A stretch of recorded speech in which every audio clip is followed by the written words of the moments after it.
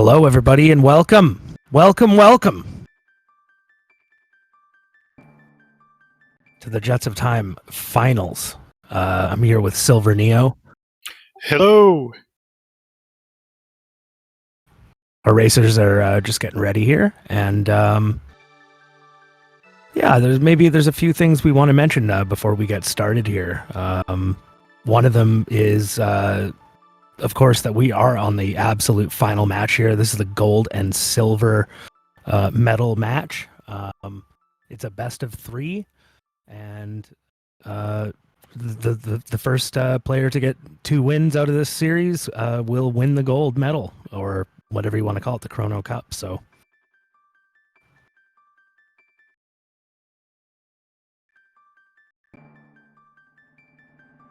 as our players are just about ready to get set up there, they have their seeds. They've marked themselves ready, and we can get started pretty much as soon as possible. How are you feeling, Silver Neo? Welcome. Doing pretty good over here.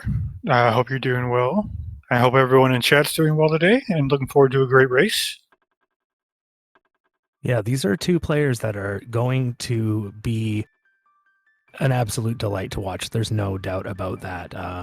They're both extremely skilled players. Obviously, they're here in the finals, and you just know that they know what's on the line, and they're going to crank it up to the next level, something we've probably never seen before.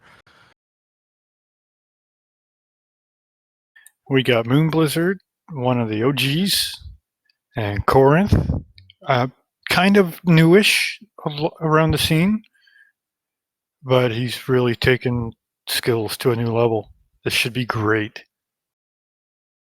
Yeah, they're both, well, they'd say they're both veterans at this point, but they both came in about the same time to the community, and it was around the same time maybe that the newest version of Jets of Time was released.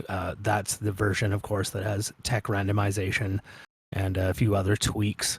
So that's what we're used to playing, and we'll talk a little more about that as we go on. Are you ready, Neo? Should we just start this? I am ready. Everybody in chat ready?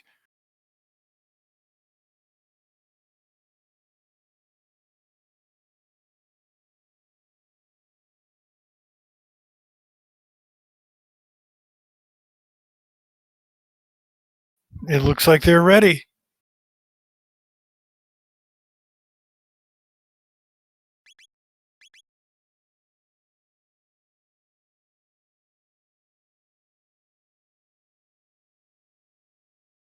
So Jets of Time is if you haven't heard yet, it is the best Chrono Trigger randomizer you can get. There are a couple of Chrono Trigger randomizers out there, but this one takes it to a whole new level. It's open world. You start with the epoch. You can go to a couple of time periods at first, but as you progress, you're going to unlock key items at random and be able to access more time periods and continue doing more checks as you fight more bosses. And that's essentially how you progress through the game. There's a few things that are randomized. Right, and chest drops, charms, the order of techs are randomized. Players start with the epic, and they have access to 600 and 1000 AD. The rest need to be unlocked. Key items are randomized throughout the game with a certain logic behind those bosses. Like we got a Chrono Frog start. That's interesting.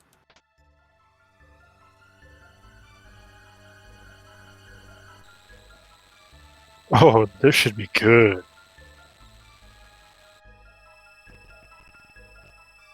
Yeah, what I like about the Chrono Frog setup at first is that you do get X Strike if you get it. That is, you're not guaranteed in any way due to the, of course, the randomized techs, but they actually early game, if you can get X Strike, it'll really do a lot of work. So we'll see what they learn here. They're going to do things in a Slightly different order, probably early game. Maybe Moon not. taking his patented stroll through desert. Yeah, we see both of them doing this early desert. It's a great strategy. It takes a couple minutes. Well, it takes less than 2 minutes, but you get to really scoop up these chests here, and they're mid to high tier, so they're not as crappy as a lot of the other chests you're about to find, say around Guardia Castle and Guardia Forest and the Cathedral.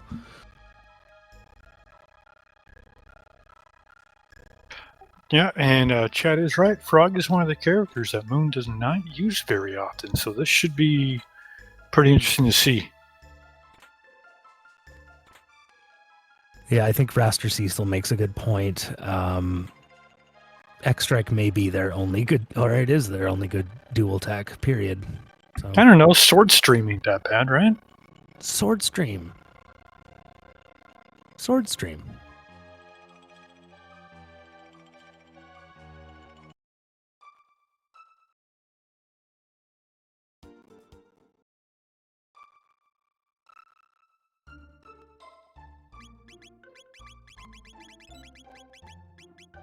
Yeah, we're seeing that emulator lag, but hopefully it clears up. Hopefully we don't have any issues with that. Right, I thought it was me for a second. Like, what's going on with my computer? Oh, it's not my computer. These things happen from time to time, but as long as they stay connected, we won't be unhappy. So anyway, Moon and Korenth are both just sort of doing these early vendor checks, which is important to do. You want to pick up, a few revives, a few shelters. You want a few ethers. You want some mid-tonics. Ooh. We had Korenth doing snail shot. Did you see what that was? To me, it looked like the Moonstone, but I only glanced. Hey, it went by so quick.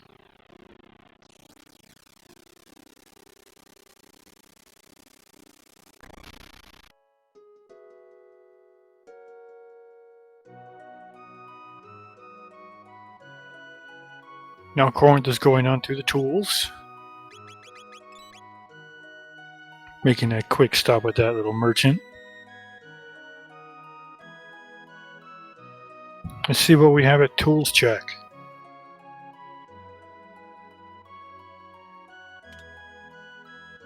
And you're right, it was the Moonstone. And neither of them took it. Of course not. Yeah, of course you have to not only do the King's Trial, fight Yakra 13 in order to even access the Moonstone's key item fetch. You need access to both 65 million BC and the future in order to charge it up into a Sunstone. So typically you'll see players nope out of that one early in the game and hope that they never actually have to do that, because it can be a real pain. It takes a long time. It's kind of good and bad to have that there at Snail Shop, though, because then you don't really have to go back to it, and you've got all these checks in front of you that you don't have to question. You just keep going in order. That's true. However, now we see the bent hilt is the next one, the next free check here, and that's not great either. That you can use the bent hilt and the bent sword together in order to reforge the mass immune. So that's going to give you access to a couple of things. First of all, it's going to unlock the character at Frog's Burrow, where you would normally find Frog in the vanilla game. You're going to find a randomized character there, and you do need the reforged mass immune in order to unlock him. The other thing it's used for is, of course, cracking open Magic Cave. So for that, you would need the reforged mass immune and Frog, and then you crack that Magic Cave open, and then you can go fight Magus at his castle. And if you manage to complete all that, you'll be able to access 12,000 BC and the Kingdom of Zeal. Moonblizzard taking a Denadoro dip? This is I would say this is a little older of a strategy that happens to work really well. You get quite a bit of experience off this fight in particular on Denadoro. You can do it 2 or 3 times, and it'll help you get into second gear a little later. I doubt we're gonna. I'm just interested that this is the place he chose.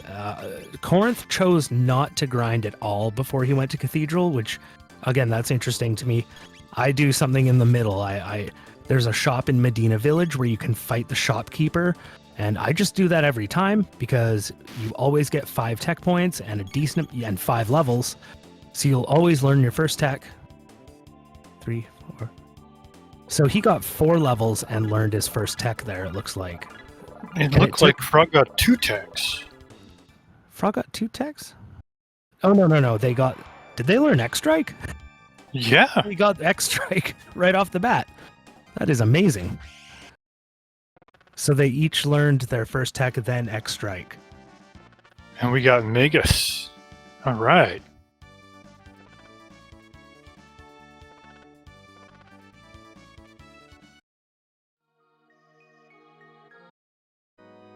And that didn't put Moon very far behind Korenth at all. He's right there. That just looked like a little more sketchy of a fight than Market. It's definitely a bit of a sketchy fight. If you don't, learn those techs first, you're going in at level 1. Blizzard just went in at level 4 or 5, and you could see how much faster his fight was. Yeah.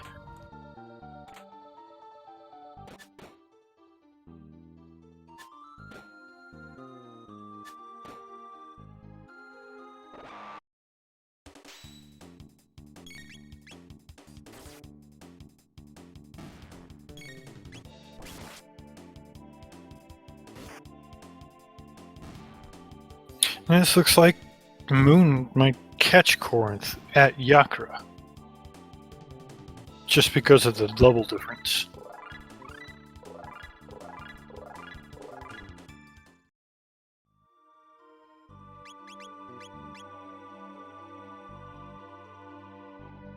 So this should be good. This is great right off the start. We got Korenth skipping the right side. Moon's likely going to do the same.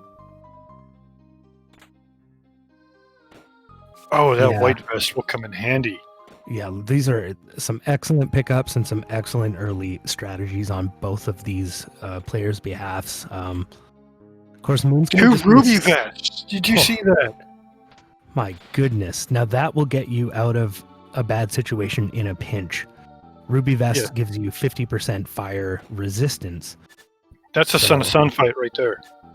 Or it could be even higher, maybe 80% fire res, not fire absorb. That pretty much cheeses you through Son of Sun and Golem fights if you've got fire. Yeah, pretty much, to be honest. It's always nice to have, red absorb for Son of Sun, but Ruby Vest is just as good. Especially if you have a Ruby Vest and a barrier, you're pretty much invincible. Yeah, if you have a healer like Frog in your team, you're good to go. Yeah, I don't like wasting turns healing during the Son of Sun fight, but if we see Son of Sun, we'll, dive a little deeper into those strategies. Kind of looks like this is a pretty classic fight here. They're on some of their earliest techs. Frog's getting a good crit in there for Moonblizzard, but Chrono having to use just Cyclone. Luckily, with his sword that he found, it is enough to kill those hench. But these fights in Cathedral can be a little rough early if you don't have a good magic AoE. Otherwise, you kind of just have to do single target attacks, and you still survive. It's not much of a threat, but it just takes longer, which is annoying. Right. Usually if I start out with Frog, I like to have a Water 2 spell. Totally. Water 2 is actually it's better than Lightning 2 on Chrono. We'll just put it that way. It's better than Magus's Ice 2 as well, so he becomes a pretty valid sort of mid-game magic caster Frog, because you can use him in Hekran Cave, you can use him in the desert, and generally he'll do enough damage to clear a screen for you. So the reason they're both doing Yakra here is, and I have to say this because in many previous races now in the tournament, we've seen many players skip Cathedral altogether because it actually does not lead to a key item per se. Because while most bosses that you fight in this game, at the end of the fight, you will be given a key item for progression or for worse. But after Yakra, what you get is your 4th random character. We'll go into a little more detail about that, I think, once we see the character that they're both going to find. Depending on who it is, it could be really worth your time going through Cathedral, but if it's someone you never use, you may have saved time skipping Cathedral, but the chances of it being one of the characters that don't have a locked sequence behind them, because of these 3 characters they started out with, is going to be very, very low. It's going to be someone, it's going to be necessary in one way or another. The chances of it being Ayla. Yeah. If it was Ayla, I would be less stoked than any of the others that are available. So they could find Marl, Luca, Robo, or Ayla. Luca's great because she's just strong, magic strong. We're strong with the magic. Everyone loves Luca. Marl's okay. She pairs with... Oh, we have Robo here. So we do have Robo. So what that means is we will be able to do the desert and fight Retinite and then complete the Fiona's Shrine quest.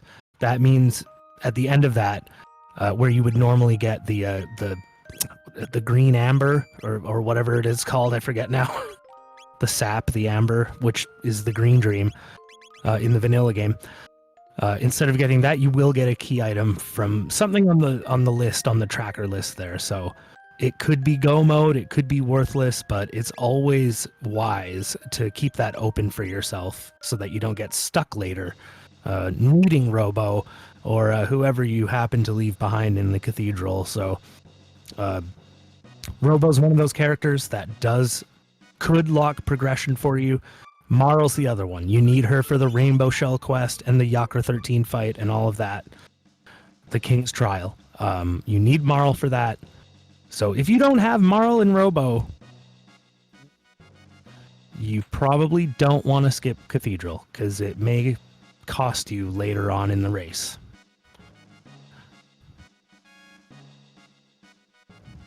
Ooh, and moonblizzard resets after finding the ruby knife. I wonder if Korenth will do the same, because that's a go mode item. That's interesting. Why would he do that? Yeah, I don't... That is bizarre. Maybe... Oh. No, sorry. Sorry, it was the bent sword. Was it? Wasn't it? No, that was the ruby knife. I must have the wrong spoiler log here. My bad. I don't know how to operate a computer. Chat, tell me I didn't see that wrong. No, this is wrong. When I sent this to you, it was wrong. Once again, why I don't look at it. Yeah, good call. We had this discussion before the race. Yep. No, you were right. You were right. So when you roll a seed of this, it will give you a spoiler log. You're not supposed to look at it if you're playing it, but when we do announcements for these races, it's nice to have for reference, but you do have to be looking at the right one in order for hypothetically, it may have been humorous if one of them got a hold of it. Yeah. Still, that is a very interesting play to ignore the ruby knife because well, now he's just straight onto Retinite. So yeah, moonblizzard's doing the desert check. Korenth is going up to Denadoro. Neither check is a bad idea. I didn't get... Does Magus have ice too? No, he wouldn't have any tech yet. No, not yet. He needs what, 20, 25 points? Huh, so there must be something to this. X-Strike is hitting Retinite without an ice spell every time. Because normally with the Retinite fight, you want to hit him with an ice spell first. Waterless Retinite? Going for the legs? Oh, he's halving the damage between the top and the bottom. Okay. Dual text don't miss. I love this chat. I learn things every time I commentate. Right? I didn't know that either. I There's just always that- find it hilarious when Frog goes to do a leap slash and hits the ceiling. And he goes kabong. But this is a very solid strategy for Moon then. If, knowing that, he knows he can just take down Retinite. He's got Robo. It's a pretty quick check, to be honest, and it's worth quite a lot of experience. Oh, yeah. If he can get the legs down and then take out that center. It was a refill. Get in there.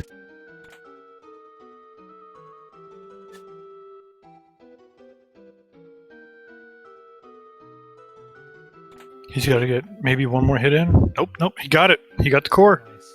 Very, very clean Retinite fight. And he got a speed belt. Ooh, baby. Let's go.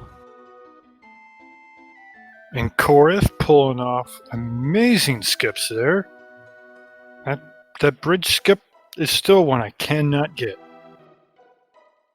And with Moon being successful at killing that core, that eyeball in the core, he actually got 40 tech points for that, and it actually allowed Magus to learn his first tech right away. Usually it takes a little while for that just because Magus is a little unique, and you have to learn 50 tech points before he learns his first tech. So you'll actually have, everyone else will know their first 3 before he learns his first 1. But not if you do Retinite early. He is pulling off some pro gamer strats that I haven't seen him do in his prior races. It looks like he may be suffering from some lag, though. Yeah, I'm still seeing that as well. Hopefully it clears up.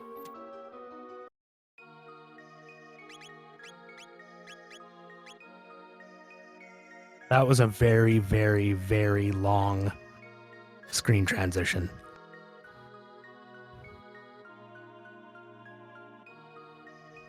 Now, if we learn anything, fishy is going on here.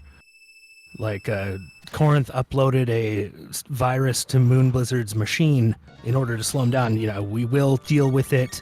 We have people for that. I'm sure that's not what's happening here, but just in case.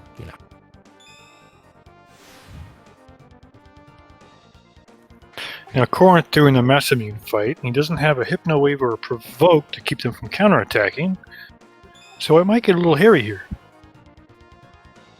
Because he doesn't have a lot of hit points, and those can hit pretty hard. They can hit pretty hard. He doesn't have a lot of hit points, and he also, X-Strike is his best tech right. No, he doesn't have Frog in his party, my bad. He has to just kind of hack away at this. And of course, the more you hit that Massa, the more they're going to counterattack you, the longer the fight's going to take, and the more damage you're going to take. So it's really nice here to be able to do. I think they have 900. They might have 1,000 HP. I think it's 900 though. And if you can do that in one turn, well, the fight's over right away. 2 Right. turns is nice too, but this is going to take a while, and he's going to eat a lot of damage. And the Fiona check was clone, so Moon's getting there. That's pretty good. And Moon's heading into Hekran here, and that's going to be really good for Magus because now that he's learned his first tech, his next few are going to come pretty quick here, especially in Hekran Cave. And if he finds something like, it looks like he had Dark Bomb in that list, that's going to be really good against Hekran. If he learns Dark Matter, he's laughing.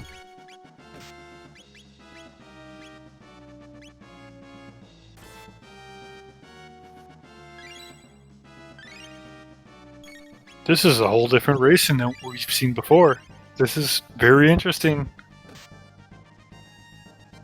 We don't often see players head into Massimune so early.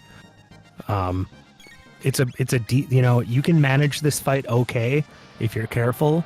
However, at such an early level, it just takes a long time. And did you just see Moon skip? He just skipped the two Evo Weevils or Temporites there. I didn't know that was skippable. It is skippable. Even these 4 are skippable. Really? But I think you can skip them while you head up to the top chest, but you can't avoid them going down.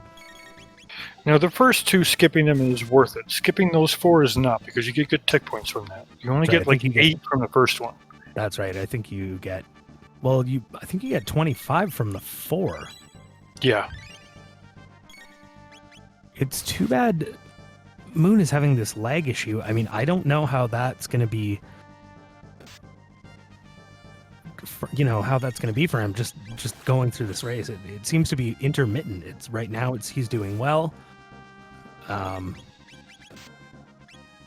Yeah. You hate to see it, but I'm just wondering if it's more on our side than his side. If he's just playing through it, no problem. And we're getting lag on our side due to some sort of restream lag, maybe, possibly, I don't know. It may not be an issue. Ideally. Of course, if Moon wins, it doesn't matter.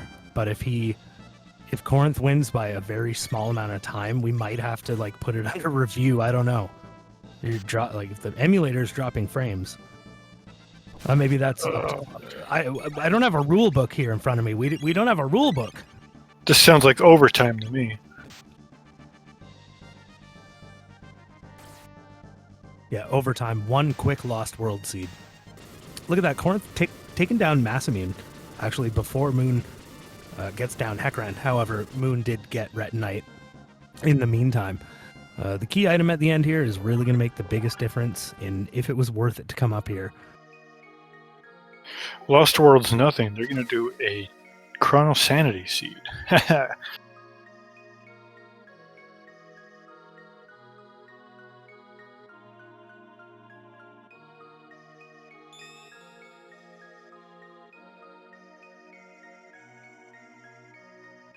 It would have to be something really quick, like first to get to level 5 and then pet Chrono's kitty. That'd be awesome. Ooh, and he gets the bent sword. Now, the bent hilt is available, and he has frogs, so those 2 items together... Yeah, Korenth has got them both. And the ruby knife is at Xenon Bridge. Now, did Korenth skip that as well? He did. He did so reset. You might see him actually go... He is. It looks like we're doing it. He has go mode if he gets this knife. He might be going to get a few supplies here. He might be thinking, it's time to go. And I think that's a great idea. I really do. It's going to be the shortest go mode ever. Yeah, he probably knows that Moonblizzard would not have done Massimune that early. But he's probably pretty sure he's attempted the bridge. Yes, he's doing it. He's forging the Massimune right now. Woo-hoo. See what we get from Taban. Love to see this. A pendant! Oh, and Moon gets the pendant. So now Moon is going to be... Oh, he has the clone and the pendant. He's definitely going to go into the future here. Yep, and there you see it. So he's going to be looking for that Chrono Trigger. So that's another go mode. So we haven't talked too much about go modes so far in this race. We'll cover that a little bit right now because they both have different go modes. Korenth is going to use his Forged Massimune and Frog to unlock Magus's castle. Once he gets to the end of Magus's castle, he's going to be transported to 12,000 BC. And once he's there, he's going to use that ruby knife in order to access Ocean Palace. He's going into Hekran Cave. What? He's got to need the tech points. He must need tech points. But the way I see this, I was thinking if Korenth was going to go straight forth, Moonblizzard was going to be behind. Now, I But thought that too, but then, yeah, so he found the pendant. Now, the pendant gives you access as soon as you go through this quest here, where moonblizzard is at the prison towers. He's going to fight the dragon tank, and after you defeat dragon tank, you will get access to the future. The future is a great place for this. It has 3 key item checks in it, 1 unlockable character. You can charge up your pendant, which unlocks sealed chests, so you get a whole bunch of great gear. And it also has a go mode available. So if moonblizzard has the clone and the chrono trigger and the pendant together, he has go mode. So far he has 2 out of 3. And no, Chemo Rocks, what I was thinking along those lines was that the amount of time it takes for Korenth to go through Magus Castle is going to be near the same amount of time it's going to take Moonblizzard to find Chrono Trigger. And this could really throw Korenth off too. If he completes this whole dungeon, if he decides to fight Hekran, which looks like he may as well do, because he's probably going through here for tech. He knows that he needs it for Magus Castle, period. You do not want to go there underleveled. You got to keep in mind, though, Cecil, that's got to mean that it has to be a Son of Sun. That Chrono Trigger may not even be in the future. There is nothing that says it has to be in the future. This is a reason why, for me, if Korenth is actually going to commit to this Magus Castle, I have to give him props for that, because even though it's one of the least desirable go modes for people. Not everyone wants to go through Magus Castle. It's a difficult location. Not everyone wants to do it. But if it's the first go mode you find, if you commit to it and go for it, boy, I've seen that work for people numerous times in races, because as Moon goes looking for his Chrono Trigger now, I mean, he could end up doing every check in the game without finding it. And we've seen that too. So right now there's a lot of unknowns in this race, but it sure is interesting. Right, it's too early to pin down exactly where any key item may be.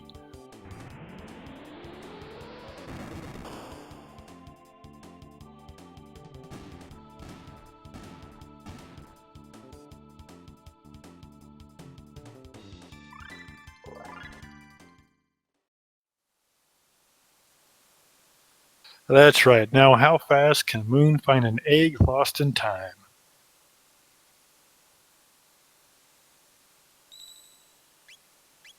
Yeah, that's really what we're going to be looking for here, because as long as Korenth, if he fights Hekran and he ignores the pendant that he's about to find and just goes and gets that ruby knife thinking, hey, I've got go mode.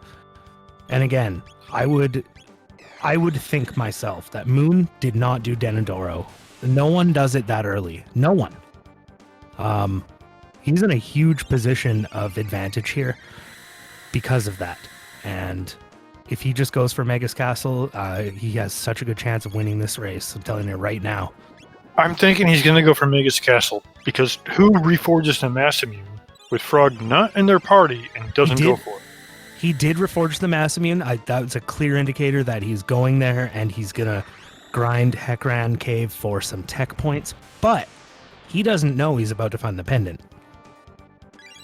I don't know if that's going to actually make him change his course plan. It shouldn't. I don't think so, because it's one extra find he has to get. He knows he's already got a go mode. I agree. It should not change his mind at all. It shouldn't. I still think he went to Hekran for the TP. Do I sound like I'm being facetious when I say that? No. Okay. No, he went to Hekran because he knows he needs the tech points to get through the end game. He needs these skills. He does, because there's another aspect to all of this that we haven't talked much about, and that is learning magic from Specchio. For most of the characters, that is Chrono, Marl, Luca, and Frog. As in Vanilla, they all have to learn their magic from Specchio. So you have to go to the end of time and you have to do his little war dance, walk around his room 3 times. And if you don't do that in Jets of Time, you will be stuck on those characters with your first 3 techs. So there is an exception to that.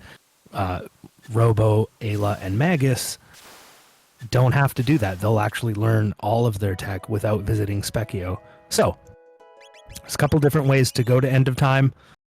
One of them, moonblizzard has access to now. He has to go to the factory, though, and he has to fight the R series. It takes a few minutes at least, but after that, he'll have access to the End of Time. He'll be able to learn magic. Other than that, the quickest way is to get the gate key. The gate key will give you instant access to End of Time, end of story. It's very fast. It's an awesome way to learn magic. And then the third and most painful way is what looks like Korenth is about to do, is you have to go all the way through Magus's castle, and at the very end, you will get access to the End of Time. But you have to go through that whole he's castle. going. Yep. Oh, he's going for that ruby knife. He's going for the ruby knife. Whew. I'm glad. Really glad he's doing this, because it's not something you see very often in a Jets race, period. But when a player gets this Magus Castle Go mode early, boy, I've seen it work just about every time. But you have to commit. moonblizzard is picking up some... These are pretty good chests. They're mid to high tier chests. You can see he's got a full tonic out of that one. I think he got a silver stud out of the other one. Was I even paying attention? It's a pretty smart thing to do. It does eat up a little bit of time, though. And, of course, in a race like this, that's going to matter. Korenth has Go mode. Pretty much he does. I mean, as soon as he's done fighting Zombor, he will. And Moon needs to get a Go mode of some kind. Otherwise, he's just running around right now. Everything he does that isn't towards Go mode is putting him further behind Korenth.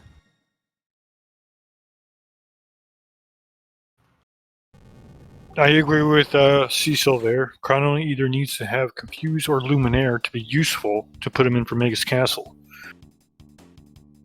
Absolutely, absolutely. Aside from those two techs, actually, Chrono is generally useless, period. Unless he has a good sword. If you got him with a Slasher 2, a Shiva Edge, or a Swallow, or the Rainbow, he's good to go. He can be a good support character with dual techs with other characters. Without those, yeah. Spin Cut has good combos. He does have life, which is great. You can revive a character with a decent amount of HP on top. And then, one of my personal favorites is Aura Whirl with Marl. You use Cyclone and Aura together, and it's quite powerful. Of course, you do have to use two characters to do it, but I still love it. It's usually worth using both characters. I think it's a little stronger than Frog's heal. It's about the same, maybe. It's about the same, I'd say, but yeah, it's about the same. Somewhere in the 400 range, right? Depending on level, yeah.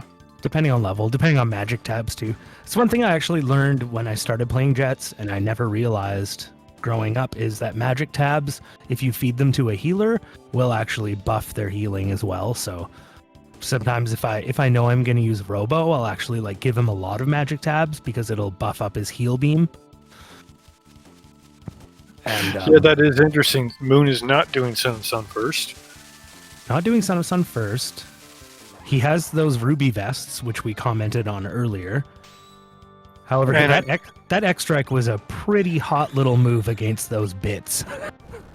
Did Cecil did Moon pick up Marl from Potodome? He actually picked her up? Oh, he did pick up Marl?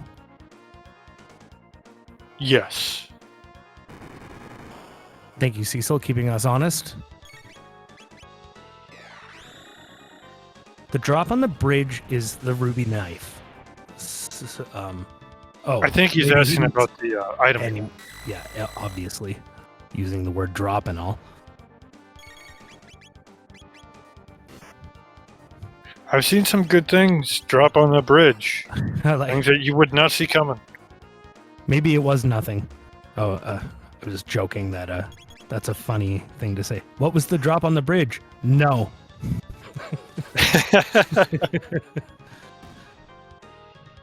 Ruby gun. gun. Yeah, without Luca, our girl Luca, my favorite character in the game. Even And- with Luca, it's still nothing to write home about. And we're going to get a Frog's Hobble check here.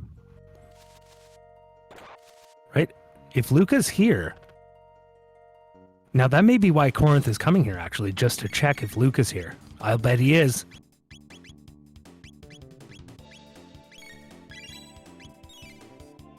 Luca is a very strong magic-based character who is squishy, I'll admit. She has low HP and low defense and like mediocre magic defense, but boy does she pair well with a few characters, and Frog and Robo are two of them. The other one, of course, being Marl. The interesting thing here is you do not need a Hero's Medal to do this Frog's Hobble. You only need a Hero's Medal to get that chest behind Ayla, apparently. That's correct. And it is Ayla, and he is going for Ayla. So Ayla is also a great character to have. And you know what? This could serve him really well for what I mentioned earlier about having to visit Specchio and learning magic. So if he swaps Frog out for Ayla here, he has that nice team where you don't need to learn magic. And he's not swapping her. He's not swapping her yet. He might have some her tech there, but I missed it. Damn it. Luca all alone at the pterodactyls. Yeah, so from what we know now, we know for sure that Luca is at the Dactyl Nest. That's in 65 million BC, of course, which neither player has access to because it requires the gate key. So sometimes Korenth pulling off another check before he...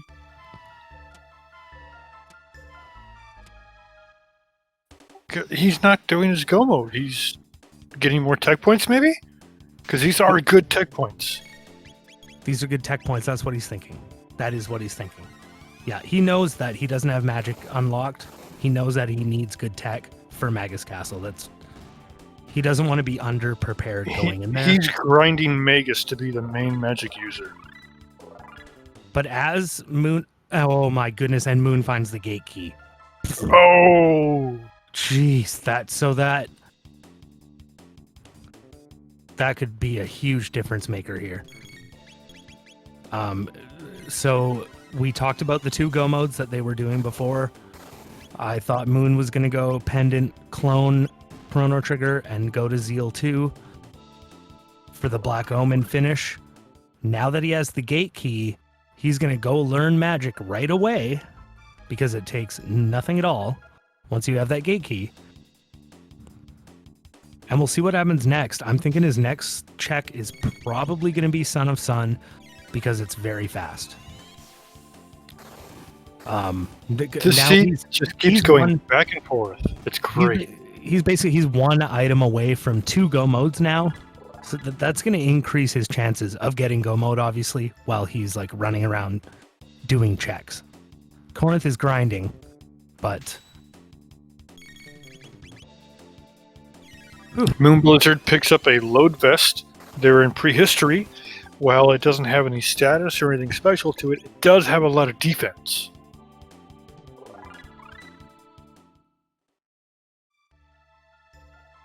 Right, Magus just learned Black Hole on Korenth's screen. Black Hole is a tech we really don't use.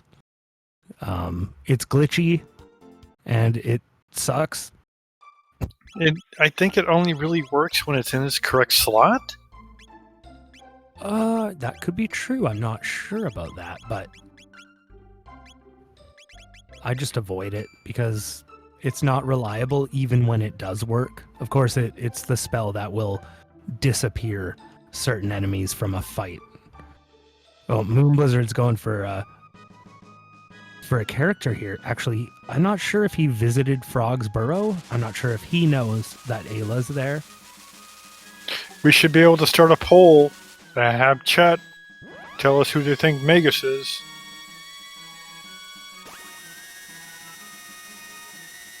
Oh yeah, can we do that? And predictions. I don't know how to do that. I think we have to be mods. We have to be mods.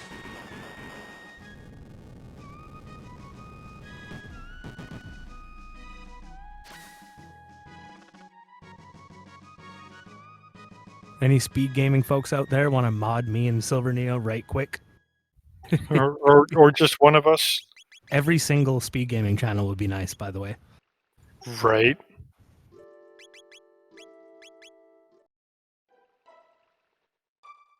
So Moon doesn't know it yet, but he's going to find Luca here.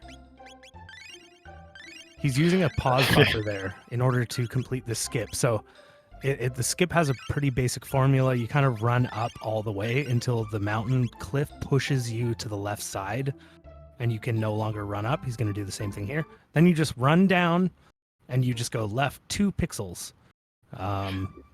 What's funny is it always amazes Moon when he watches me do these runs. I don't pause buffer. I just set it up because it's what I did when I was in high school when I was playing this over and over and over and over again. I'm not a big pause buffer. I just know what it looks like. Yeah. For me, I just tap the button and hope it works. And it usually works. It's usually looking, because I always ran with Chrono, so I know what it looks like when I line Chrono's head up with those stairs. Right. So that is a difference, like, say, between vanilla speedrunning and this randomizer. Is in vanilla speedrunning, most of the skips you do, you have Chrono in the lead. And I know for a lot of vanilla speedruns, from my own experience and from watching others who are very good at it, basically every skip they are lining up Chrono's sprite with like pixels on the floor or something like that, what have you.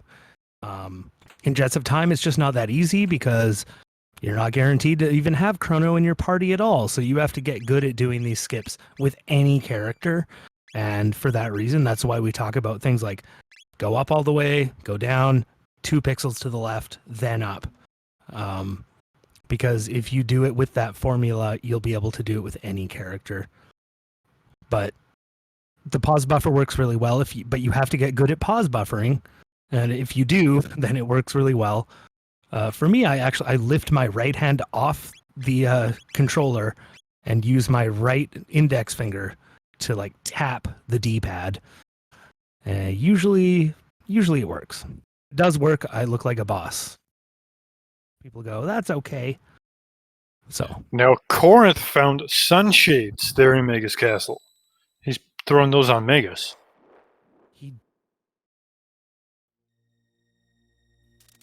So far Magus's best tech I saw was Dark Bomb. I'm not sure if he learned past that yet. Moon went and learned magic.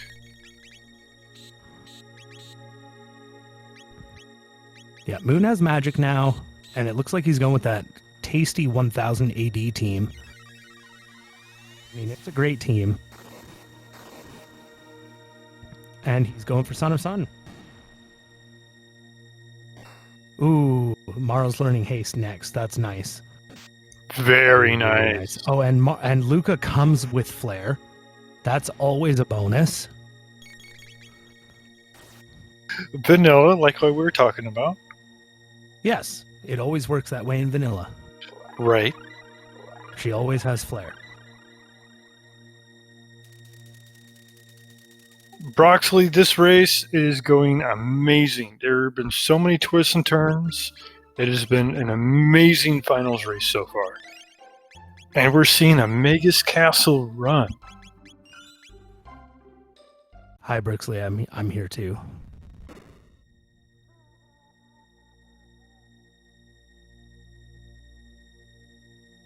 So Korenth is going to go through 2 mini boss fights here. One of them is Slash and one of them is Flea. I'm going to say Slash is the easier of the 2. Now, they were saying Son of Sun, Chrono Trigger, we will see here pretty soon on Moon screen.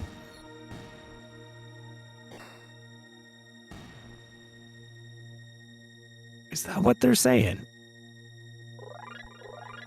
Now, the funny thing about the Son of Sun fight, normally that lower right flame is the one you have to hit after the first roulette.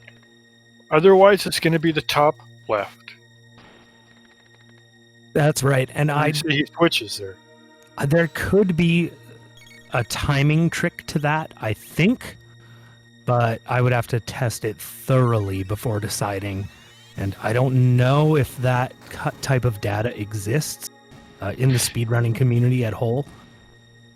You would have to play the same seed and do a save, wait like 5 minutes, do the fight, and then do it, reset it, and do the fight right away. Yeah, I mean, I don't know if it depends on the actual global RNG, which if people aren't aware, like in a vanilla run, it depends basically on how much time you spend on that opening title screen with the pendulum. The longer you wait, the differenter the RNG will get. That's a basic way of understanding it. Who came up with that? Pretty much Red Slash, I think. Wow. Different window. There's 60 frames that you, and anyway, it's a whole thing that you can get into. However, I will say this: I believe in the glitchless run, which is when you will be fighting Son of Sun, or sorry, in the 100% run. They will actually use Luca's flame toss to hit as many flames as they can at once. moonblizzard actually has an excellent alignment for that right now, but I don't think we're going to see that strategy from him, whether he had flame toss or not. But if you can hit 3 of them at the same time with flame toss, you'll learn which one is the right flame early. All right, we're about to see what's at the Son of Sun check. Watch it be jerky. Jerky, tools. Oh, those are a couple Dreamstone. items that, oh my goodness gracious me. Well, as long as Moon goes back, he has to go do Xenon Bridge now, and he's going to have go mode. That's our other go mode. So we were talking earlier about go modes. One of them is what we thought moonblizzard was going to go with. He found the pendant and he found the clone early. I would have said maybe he's going to go for the Black Omen. He's going to go and fight Zeal 2. That's one go mode you can take. Korenth is taking another way. He's using the Mass Immune, Magus Castle, Frog, and the Ruby Knife. That's going to get him to Lavos. We have another one here, though, and this is probably the most popular one, to be honest. If you have the Gate Key, the Dreamstone, and the Ruby Knife, you can go back to 65 million BC. You use the Dreamstone to unlock the Tyranno layer, and then you go fight Black Tyranno, and at the end of that Black Tyranno fight, you will get access to 12,000 BC. And if you have the Ruby Knife, you have access to Ocean Palace. So it looks like that's probably what moonblizzard's going to go for here. It's his first go mode that he's found. It's going to take a bit of time. It's going to be really close. It's going to get really close here. This is getting really, really good from here on. Even though them taking different end boss routes. So in our rice flags that we've decided on, you can either fight Zeal 2 or Lavos as your final boss. That's an option. It's a flag you can set when you roll your own seed. That's just how we decided to do it in races. But we're going to see 2 different Lavos endings with 2 different routes to get to Lavos. That's really interesting. And completely different parties as well. Different parties. Normally in these races, they end up with pretty much the same characters in their party.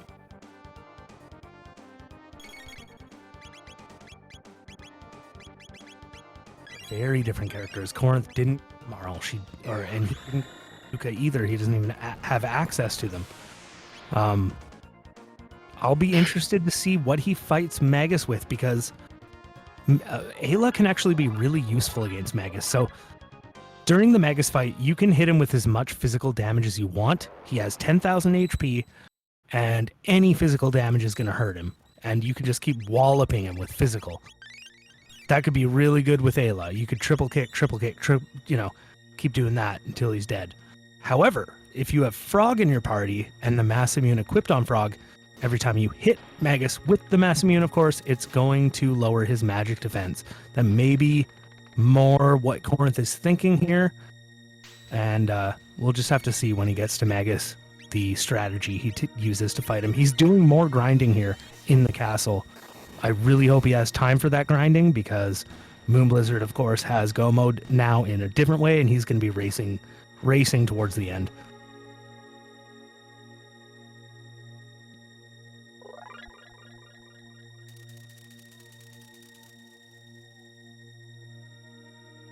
Yeah, you can't miss 10 minutes of these races. You'll miss go mode. You'll miss so much. It goes quick right off the beginning. Yeah, if you're going to grind, you're going to want to do it in a very intelligent way. And I know both of these runners, and I know both of them would do it in an intelligent way. And when I say that, I mean, you generally know what you're going to learn in terms of experience and tech off each fight, and how many fights you're going to have before you get to the boss. So you want to time that out. You want to learn the tech you need right before you get to the boss. Anything more is a waste of time, and anything less, you're risking a death.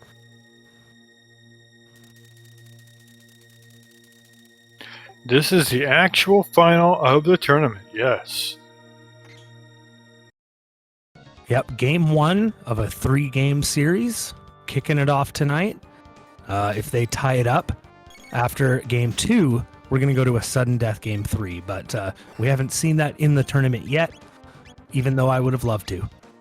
It'd be amazing to see that happen.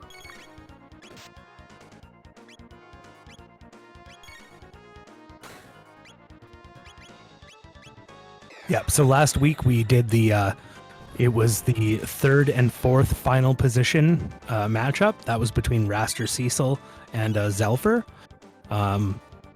Zelfer basically took the quote-unquote bronze medal, and Cecil placed 4th. That was a 2-game series, 2-0.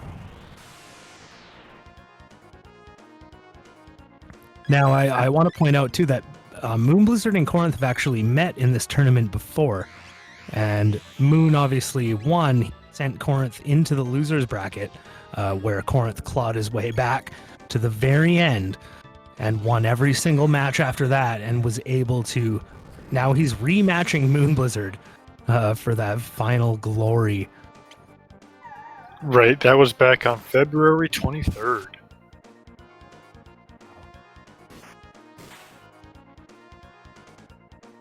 And moonblizzard has been undefeated this entire time. He is a machine, but Korenth is an amazing racer.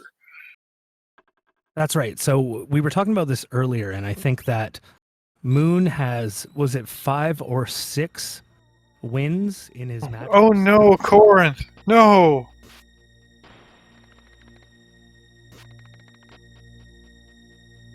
That's unfortunate. That's very unfortunate. Flea is my least favorite fight maybe in the entire game, I think, to be completely honest.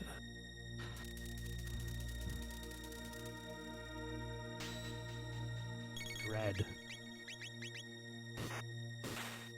Flea has some pretty powerful magic, so it's not entirely surprising, but it's still oof. Yeah, with Flea, you always want to have one healer on hand, I would say, always ready to throw an AoE heal up. On top of that, you know, you might even want to think about casting barriers. You want to reduce the magic damage. Right, this is where that wall ring comes in handy.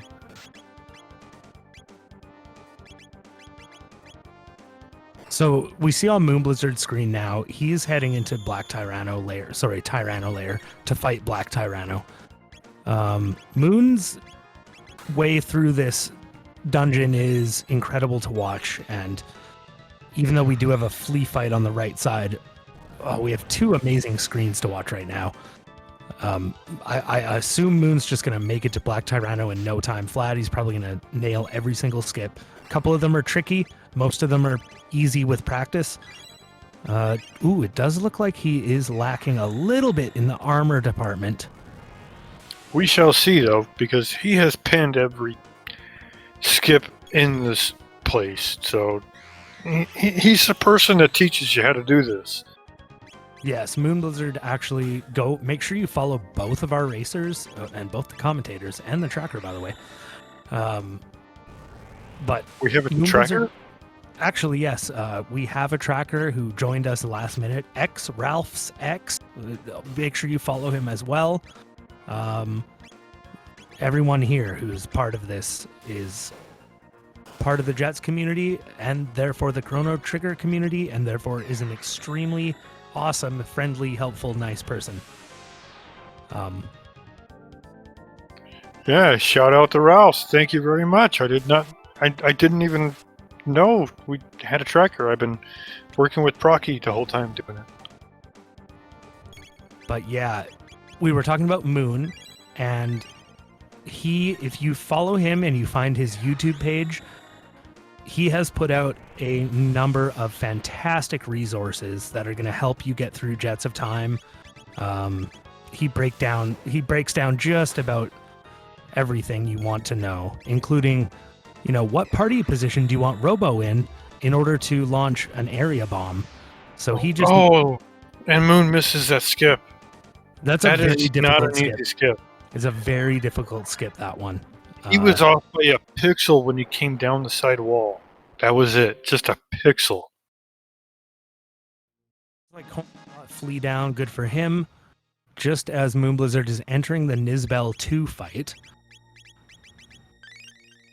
Korenth is going to now be able to progress through Magus Castle with very little difficulty. There's going to be some tests. There's going to be some skips and a couple tricks. If he gets through this quickly, though, boy, it could be really close. I don't know what to expect now. I didn't expect Moon finding the gate key and Dreamstone that quickly.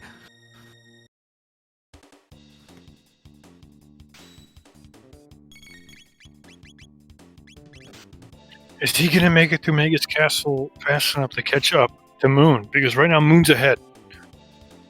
You know what? I would have to agree based only on what I know about Korenth's team and how well it's going to match up against Magus. If he does really well against Magus, and it's a quick fight and he doesn't struggle, it's going to stay close. But he's still going to have to go learn magic as well. Right. Boy.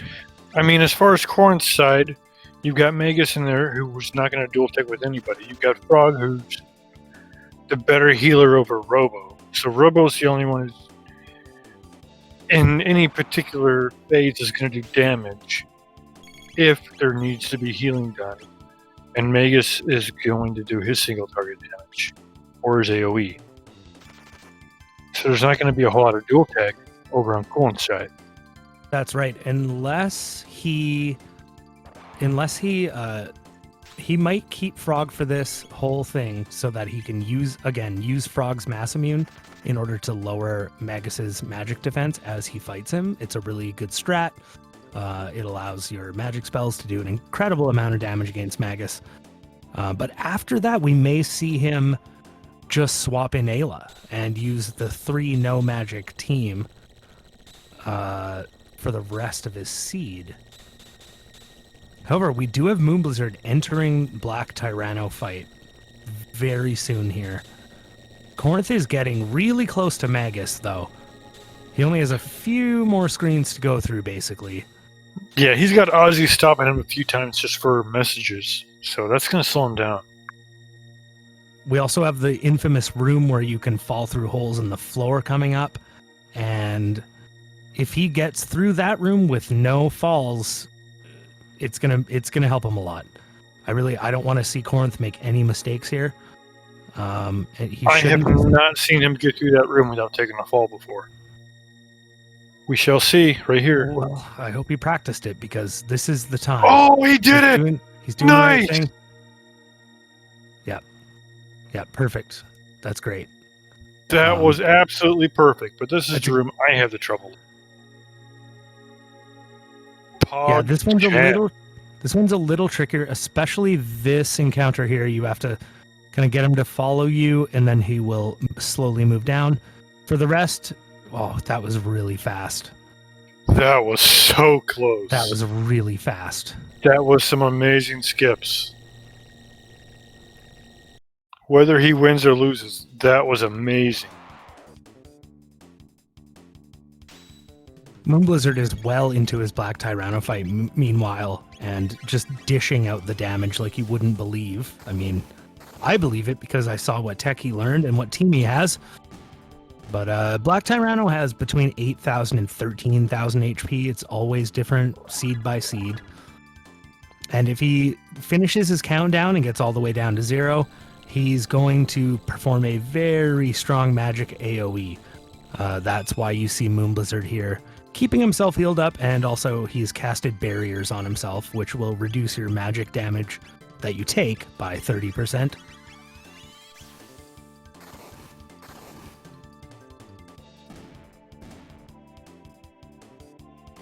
Basically, anything you can do to not die to a boss is good. So, is that a hexagon mist? It is a hexagon mist. He's going to take a massive. Oh, he has blue armor. He has blue armor on. That. How would he have known? How did he call that? How did he know? Well, you really never know with Black Tyranno. It will cast kind of depending on the seed you roll, he'll cast something different every seed. In this case, it's a water spell. So if you're unsure, it's good to just kind of put, if you have any absorb gear, say you have a white mail, a black mail, a red mail, a blue mail, just mix it up. Put one of each on each of your characters, and then one of them basically is guaranteed to survive. I shouldn't say guaranteed, but more Ezra Kale says lucky guess, but knowing Moon, he had some inclination there. Sometimes that was the big brain move. Sometimes with the greatest players of any sport, they have an instinct that they were born with. Both these players are of that caliber. Blizzard took down Black Tyranno in an incredible amount of speed. Really, that whole Black Tyranno layer was really fast. That whole thing was Korenth is having issues with the jugglers. He's having to single target them. That's going to take some time. Yeah, obviously he doesn't have Frog Squash. That would be his only full screen AoE physical he could do on them. And I guess he doesn't have Dark Matter either. That could have taken them out in one hit. And that counter accessory that Robo has on is just eating up time. Yes, yeah. You have to watch that. You have to watch who you leave Frenzy Bands on, because it's not useful for every battle by a long shot. He cleaned it up nicely, though, there. He did. He's continuing to give, at least Robo and Magus are learning a great deal of tech points as he crawls his way through this dungeon. That's his only silver lining. I'm with Raster Cecil. If Korenth would have done this sooner, instead of going through and wasting 20 minutes, this would be a lot closer. Yeah, because I really don't know how much he really gained from that. I mean, you know, some of the early fights you take in Magus Castle are fairly easy. I mean, if you're going to grind, you might as well do it in the castle. I'd say, like, you have Slash and especially Flea as your gatekeepers.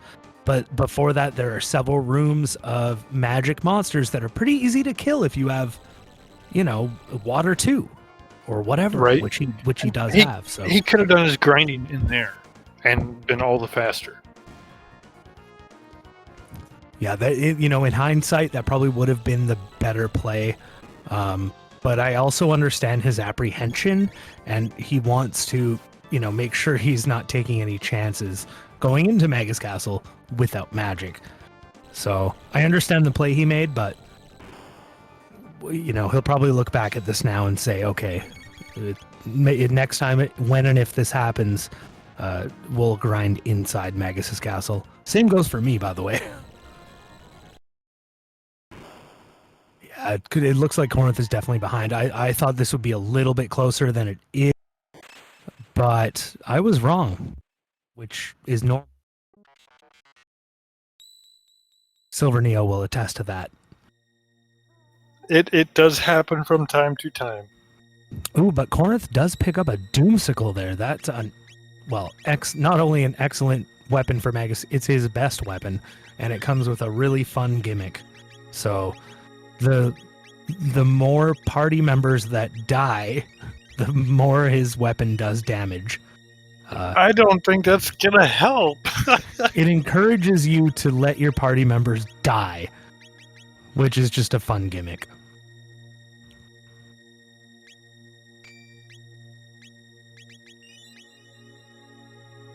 Raster Cecil forgot to put my cheesecake on his grocery list. Ugh.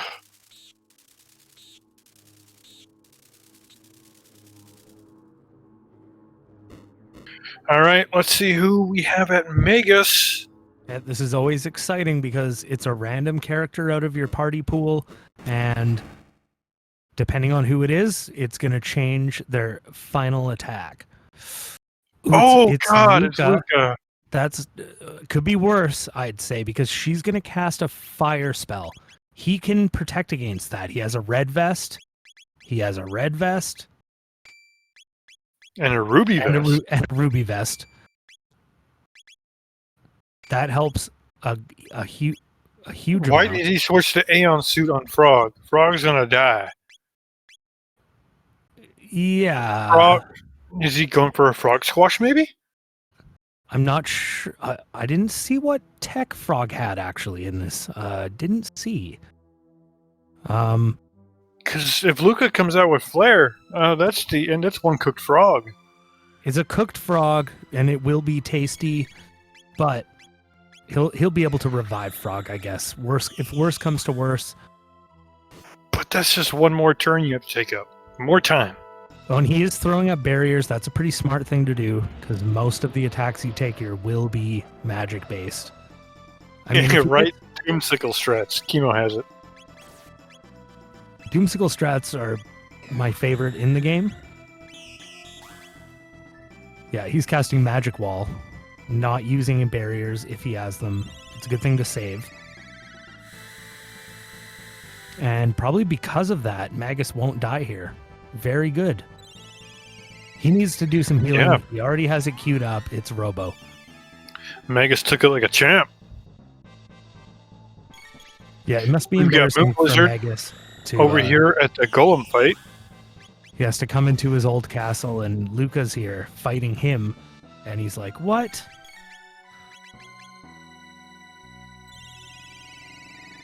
Yeah, moonblizzard on the golem fight here. Pretty basic strategy generally. You want to hit him with fire and ice. Both of those are getting a single target counterattack. Yeah, Golem will always copy what you attack him with and then counterattack you with it. So if you hit him with physical, he'll always hit you with Iron Orb, and then he'll hit you with a very powerful physical attack after that, which is sure to one-hit you. Fire, he'll counter you with a single target fire attack followed by a fire 2. But if you hit him with something like Shadow or Lightning, he will always counterattack with an AoE.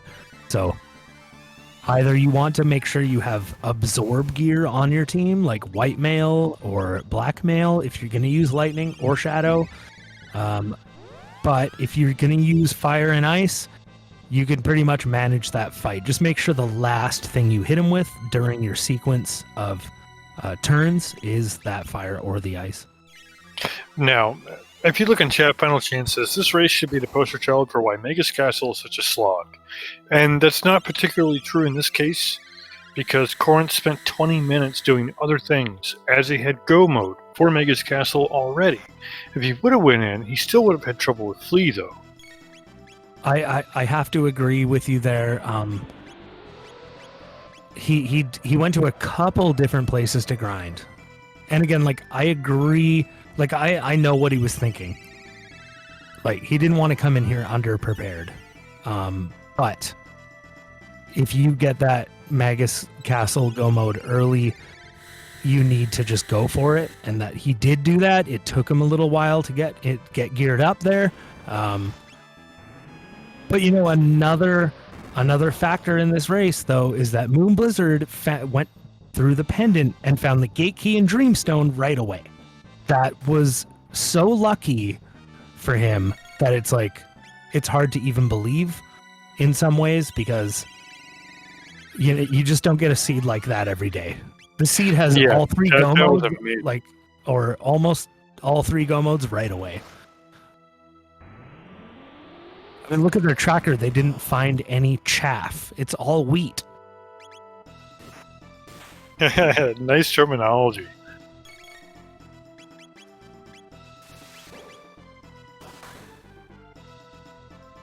Yeah, Moon could have definitely chased his tail for quite a while.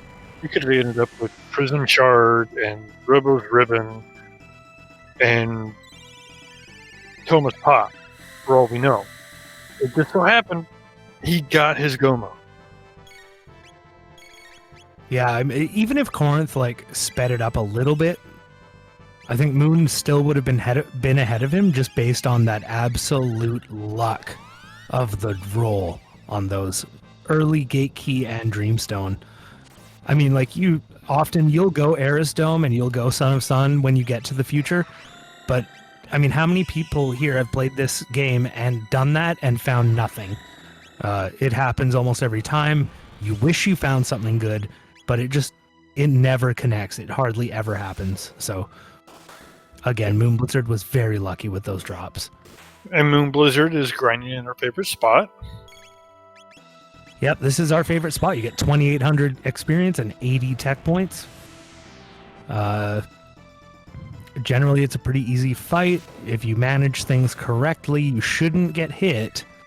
But you do want to take down those Thrashers early, because if you don't, they will counterattack you. Aside from that, it's pretty straightforward. Snapple, Dream Seed, Tools on Woe. I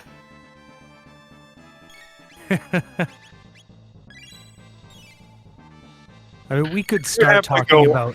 We could start talking about. If you have to go all the way to Woe and you find tools, if you go all the way to Woe and you find tools, you might be Cthulhu Crisis.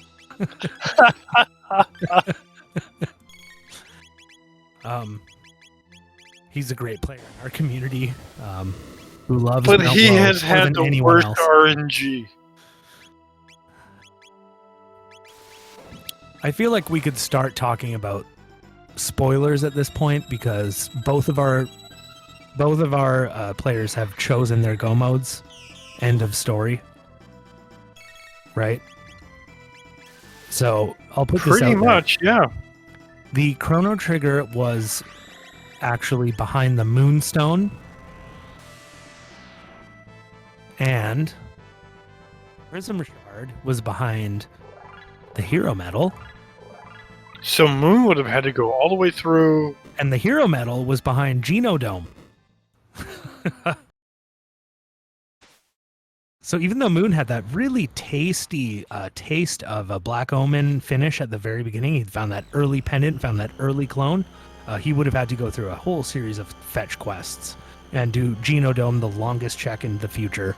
No, he could have picked up the snail stop item and then went and put that Moonstone in prehistory, because he got prehistory, But and he would still have to do the Prism Shard quest, because after Yakra 13, you get to turn in that Sunstone to Melchior. That's right. Of the castle, yeah.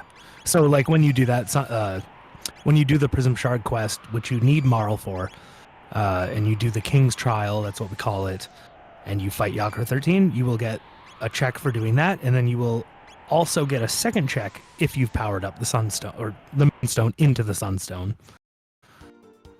So if you get that, it is worth 2 checks if you do everything in the right order. Can be worth it, but I mean, now it certainly Korenth wasn't. is with the No Magic team. It was in our last series. We saw a lot of Korenth taking that unfortunate. We've all done it before. Procky's done it several times. Oh, he did that on purpose. Wait, what? I think.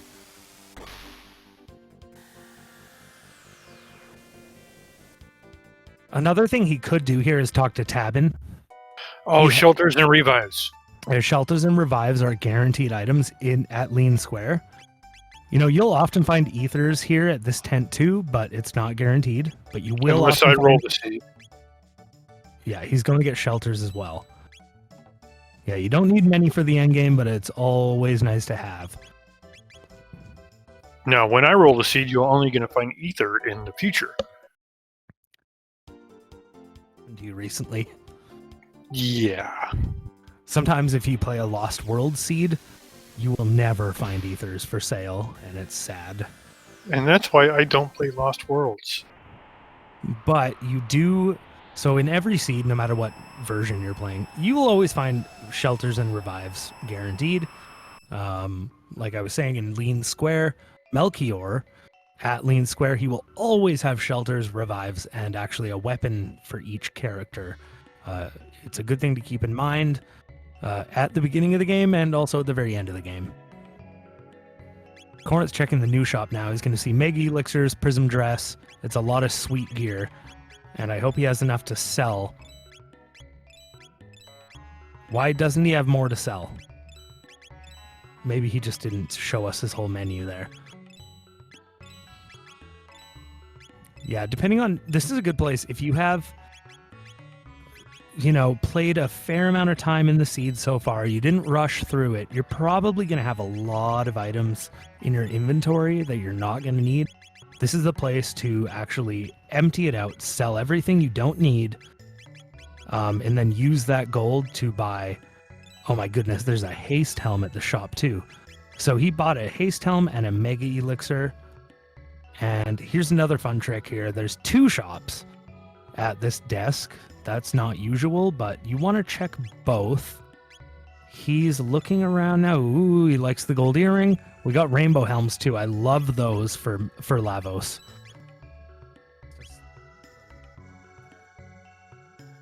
And usually I like to have a couple rainbow helms on hand. Korenth actually skipped a speed tab there. That I don't like to see. After you go to that new shop, you'd actually go up the stairs just to the right there. There's a speed tab in the next room. And boy, oh boy, that would be a very sweet thing to put on Robo. Because, of course, Robo starts with 8 speed.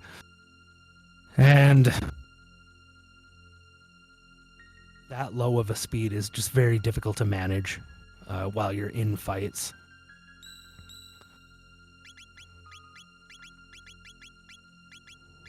So it looks like I'm just looking at Korenth's menus here. Doesn't look like he spent any speed tabs though. And he must have picked up a few on his way. He might have 4 or 5 speed tabs in his inventory right now, and he hasn't spent them. Meanwhile, moonblizzard is on the Ocean Palace elevator, and he is stuck in the worst fight on the elevator. This is where you've seen in many races in the past, we have at least one racer who has Ayla with Dino Tail, they have Frog with Frog Squash, or they have Chrono and Ayla together with Falcon Hit. Those 3 spells are full screen AoE physical attacks. They will get rid of this fight in a second. It'll pretty much every time wipe the whole fight instantly.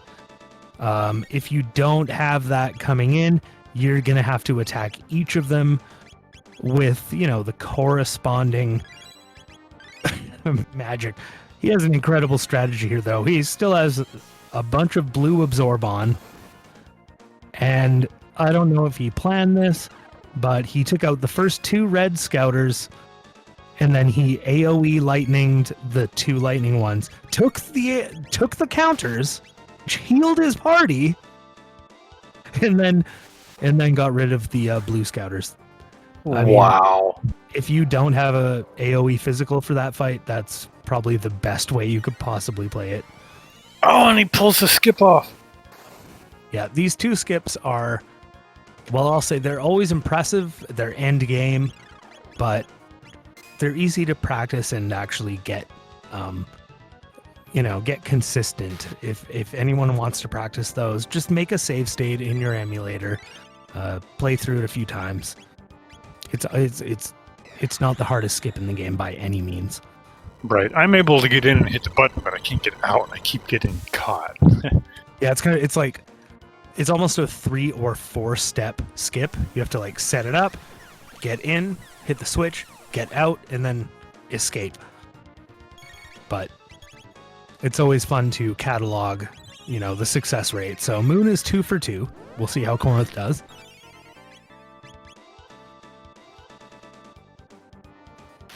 Korenth is in the Golem fight, while Moonblizzard is entering the Golem Twins fight. Basically the same strategy, except the Golem Twins are more deadly in every way. Because there's 2 of them. Yeah, not only because there's 2, which is bad enough, but they are actually a little bit stronger too. I think they have the same HP, but they just hit a little harder. Right, you're able to treat them the same as the original Golem. The only difference is going to be if you take them down at the same time, they're going to hit with 2 of those poison blasts at the end. Yeah, the burps. And it's hard to live through. It is. I mean, if you're going to hit them, if you're going to kill them both at the same time, you're going to want to have like 450 to 500 HP on each character.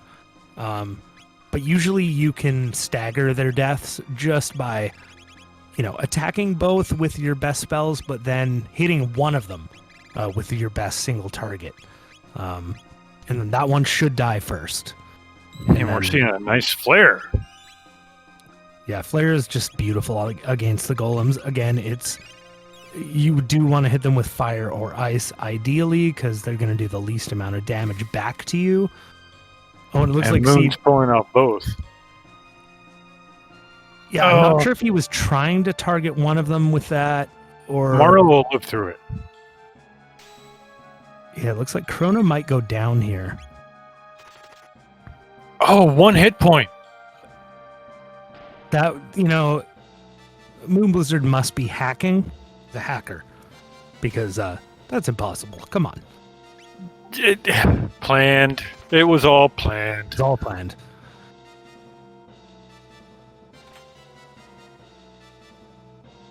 That's a great fight to get, a 1 HP victory off of, because you get a whole pile of experience and tech off that. And missing out is really rough. You don't want to miss out on that. It's the last chance I think you get to earn experience and tech before Lavos. Because the next fight he's going up to now is the Lavos Shell. And to be honest, I think when you're... Does that fight give you experience? I don't think it does. I think it may just give you drops. Yeah, Korenth is a little behind on level, so he's probably going to grind right here for a little bit.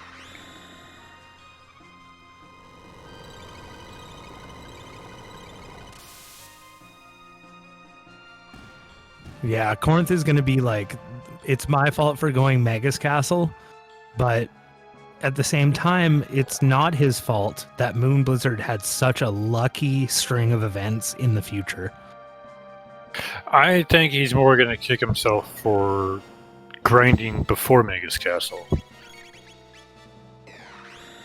Because he probably would have saved that time doing the grinds in Magus Castle. I agree. He would have saved time. I don't know how much, though. I still think he probably still would be just a minute or 2 or 3 behind. That's true. And when you have a Lavos fight at the end, you never know what could happen. Right, and we'll see how these Lavos fights go for Moon. It is still possible for a wipe to happen very easily. I would say so, and, he He does have some good haste going on here with his haste helms.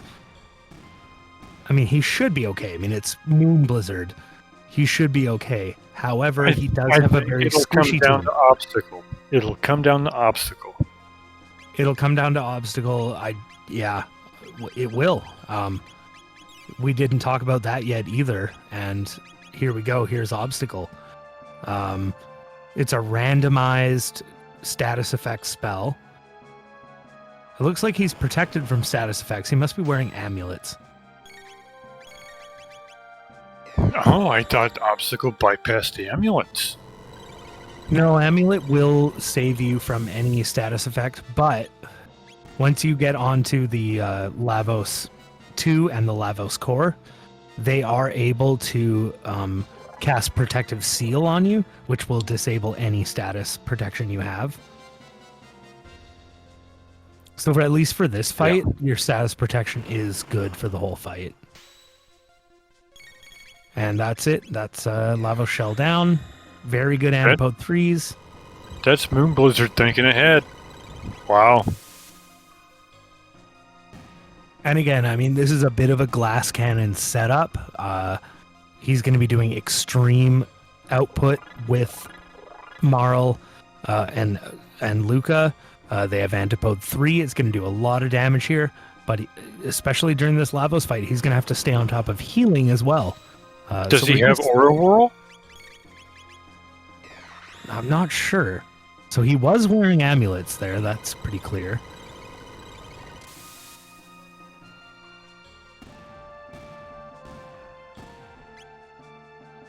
Just doing a little bit of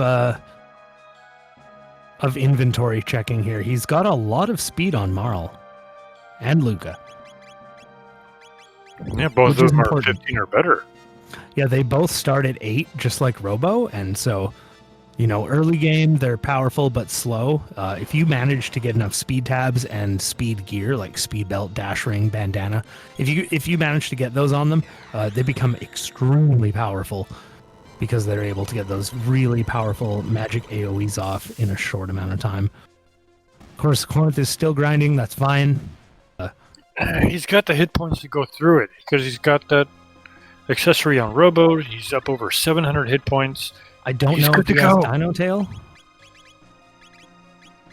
No, Dino Tail's the last. He still needs 2 more fights. Oh, that's rough for him. But I mean, he could do it without it. Oh my goodness, Chrono and Luca are down on moonblizzard screen. Did the nipple lasers take him out? I don't think it was the nipple lasers. It was the combination of that and the boomerangs. He's got Marl down now too. Luca's down. Reset. And having to reset his Lavos fight. Like I said, anything could happen. Like Silver Neo said, anything could happen during those Lavos fights. That was the worst RNG I've ever seen him find in the first Lavos fight. This is a glass cannon team. I mean, they're able to do outrageous damage, but they are super vulnerable, especially to those physical attacks, which the boomerangs do a hefty amount of.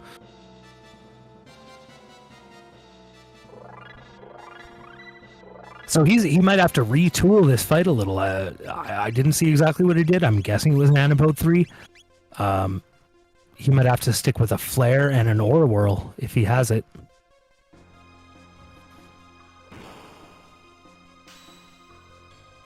And as LaForn was asking there in chat, what team would be considered the hardest to fight Lavos against, or is it reasonably decent with a couple meta teams?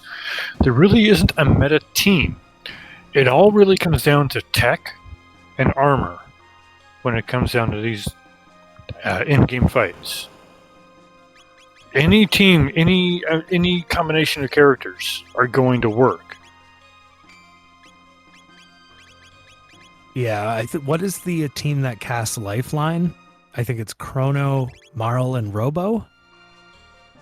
That might be the worst team, if we're talking worst teams. What is Lifeline? Lifeline is a triple tech that will cast Green Dream on your whole party at once. Interesting. It's almost completely useless. But it's cool. But kind of like White Rock. what does White Rock do? Psycho Dance. Oh, Piezo Dance. Yeah, Piezo Dance. Right, which does damage but also confuses everybody. It does 100 damage. Oh, it does 100 damage. It does like 100 damage. I Okay, used it okay. when I That had is maxed out. That is worse. But that team might be a little better if you avoid Piezo Dance. Because that's all the girls, right?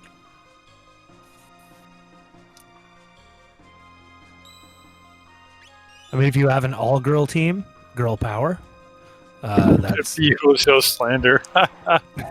the Piezo slander. Yeah, if you have that all-girl team, you're going to be doing better with Annabelle 3's Blaze Kicks, you know. It hurts to ask this, but does anybody remember Dragon Ball GT? The three guys? Was it Piezo? It's funny, you're older than me. I know less about Dragon Ball, which is a show that was for... I know GT doesn't exist. That's why I said I'm sorry for bringing it up. Oh, GT...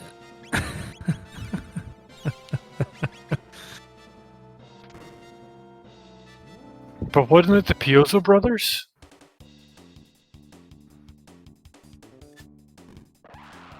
Huh. Well, And they were practically useless? You certainly started a whole thread of discussion here.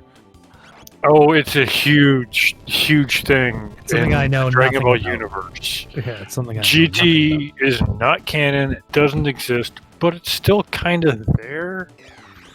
about. I will point out... Yeah, the Para brothers. I will point out that Moon is doing better in his last leg of this fight, as long as he doesn't get to Shadow Doomblaze, and Korenth is using those Dino Tail strats on the elevator, something Moon didn't have access to. Okay, Moon has done Lavos 2. He's going to go on to the core fight here. He could have this in the bag, but if he wipes again, this is going to even right up.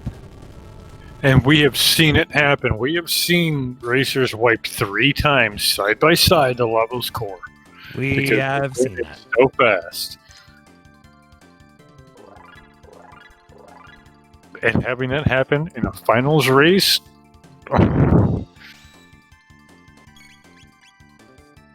But luckily, I think we have smarter runners today than we did in that race. I think we'll never stop talking about the 3-wipe each Lavos ending. Everyone was going back and forth. Oh yeah, the 2 things we'll never stop talking about in this whole thing is the 3 wipes to Lavos side by side, and the taco skip. That's right. I'll never live it down. Taco goes to somehow perform a Dino Tank skip. Oh, the and Magus loss. Wipes Magus from the game. Yes. So there is such a thing in this as a Dragon Tank skip. We don't know how it works exactly. We only know that it has worked a number of times. There may be an unintended side effect, though. Instead of skipping Dragon Tank, you will actually lose Magus from your party. So, gamble at your own risk. Korenth got 1 out of 2 of those skips, the Scouter skips. It looks like his live split just passed his PB. I'm guessing his PB was 135.15 because it just went to red. But that's beside the point. He's going to head into the Golem Twins fight now. And as long as he does well and moonblizzard doesn't, this is going to be a hell of a race. However, if moonblizzard continues doing as well as he has been this entire time, we're going to see Lavos Core wipe soon. And that'll be game 1 in the bag, but I don't want to say anything too soon. I know they And don't we're do not that in far off. hockey games. We're not far off from moonblizzard's PB of what, 132 something? Moonblizzard's PB is actually 122. When did that happen? Holy cow! Moonblizzard Because is I the re- current quote-unquote world record holder in Jets of Time. Because you beat me with 134, and then he came back with a 133, and now he has a 122? Yeah, so the history of that roughly is that Taco Hero during a race got a 130, and that was the fastest run that anyone had ever seen. Shortly after that, Moonblizzard got a 127 or something, and then I got a 126, and then like 2 days later he got a 124. But Taco's 130 stood for months. But it may be moot. I mean, it's a moot to begin with because it is a randomizer. We don't take these things very seriously, except for just, we talk It's just trash. bragging rights, It's really. just bragging rights. Korenth taking down the Golem twins. I think both of them went down there. Yes, they did. Ayla's gonna die. Not ideal. Moonblizzard's got the center bit down, so that's a lot less incoming damage to the entire team. Yeah, generally the center bit is the most dangerous bit in this fight. I remember, playing this game growing up, I would always take that left bit down first and always. I didn't even know that you could take the center bit down instead. But especially with a team like this, that is the strategy to play. Absolutely. It's going to do the most damage to you. And when it's not casting nasty spells, it's slapping you. I remember in vanilla always taking down the left bit, but now in the randomizer, I just completely ignore it. I want to point out, too, that Moonblizzard is doing this incredible strategy here that I first saw a player in the community named Averin do.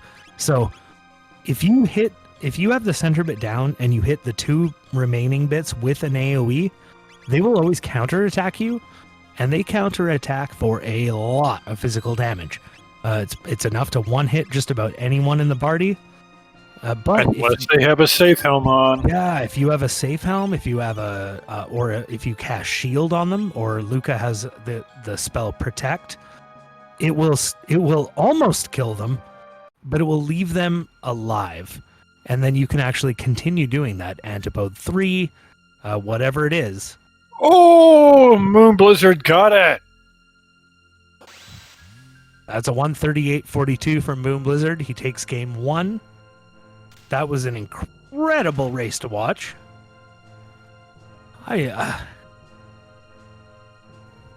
Just wow! I can't wait for the next one. Yeah, our next race, by the way, in this series is on Saturday. I don't know if it's on the same channel. That may not be confirmed yet. But we are still your commentators. I think we're still your commentators, and we still have the same racers, and it will be at the same time. So Saturday, May 15th at 8 p.m. EST, we will have game 2 of this series. I really think that Korenth could push this back. Yeah. He definitely has the ability to make this a 3-race game. And we have Moon joining us. Hello. Amazing race, Moon. Oh, wow. Oh my. Oh First my of all- god. First of all, Moon, buena noche, and congratulations. Oh, thank you. Thank you very much. Oh my heart was racing so fast. I thought I was going to. Oh It my kept god. going back Okay. and forth the entire time. You're in front, you're behind, you're in front, you're behind, you're in front, you're behind. And it was Oh, so much really? fun to watch. Oh my. Yeah, for the in terms of both players running through the key items that you collected, and if you're probably tuning in about now to the stream, you'll notice Yeah. that both of you, your trackers are only progression key items. Nobody got anything chaff. Yeah, So- exactly. That's amazing.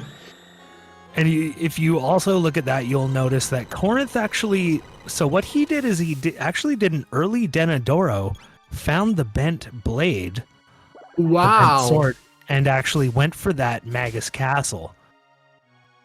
And we Wow. were saying that's an incredible play. I think that's what you want to do if you get that early. Unfortunately for him, I think you went to the future after Hekran, and then you got the gate key and Dreamstone right away. That's incredible. How did that make you feel?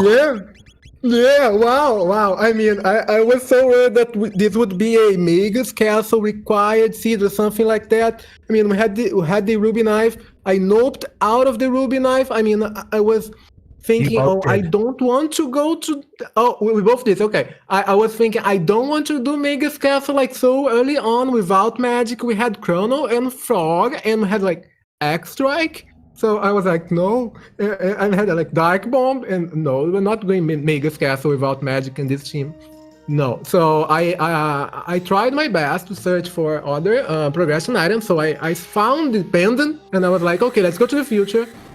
We are getting some loot, we're getting some items, we're getting another character, and hopefully it's going to be, I don't know, Luca, Marlo, Ayla. I mean, I was accepting a lot of other party members.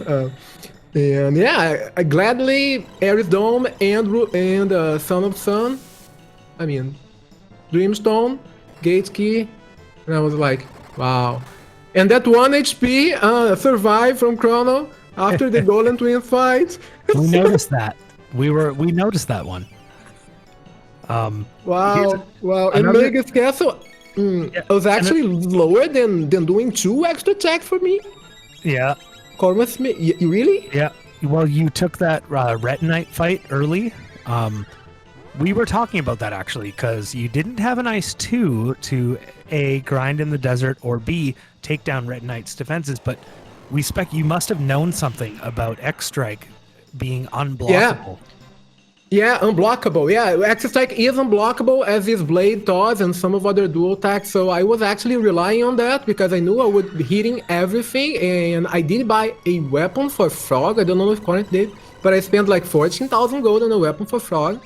I was like, okay, we have Chrono and Frog, maybe Frog is going to stay. If I find Luke, I do like to use Frog Flare, so I was like, okay, let's try Frog, and let's buy a weapon for him. And it paid out really well because of the X-Strike doing 400 damage. I was like, yeah, let's go. It was a funny thing when we first booted up the seed and we saw your first 2 characters, we were like, okay, it's Chrono and Frog. Well, they could learn X-Strike that's the only thing they could really use. And then boom, that was the first dual tech you learned in the first fight. Okay, Moon, here's the big question for you. What was your thought when you had that first wipe against the body? Did it cross your mind that maybe, oh my god, I just fell behind? Against Lavos Phase 2? Not so much, because it was a very early reset. I lost like a minute, I guess. And it was a mistake. I should have healed Luca so that she could survive and I could at least I could be using Flare, because she would die from 1 boomerang, and I missed that one, but then I reset and I was like, okay, let's heal Luca before the boomerang, so just to make sure she can Flare, I bought...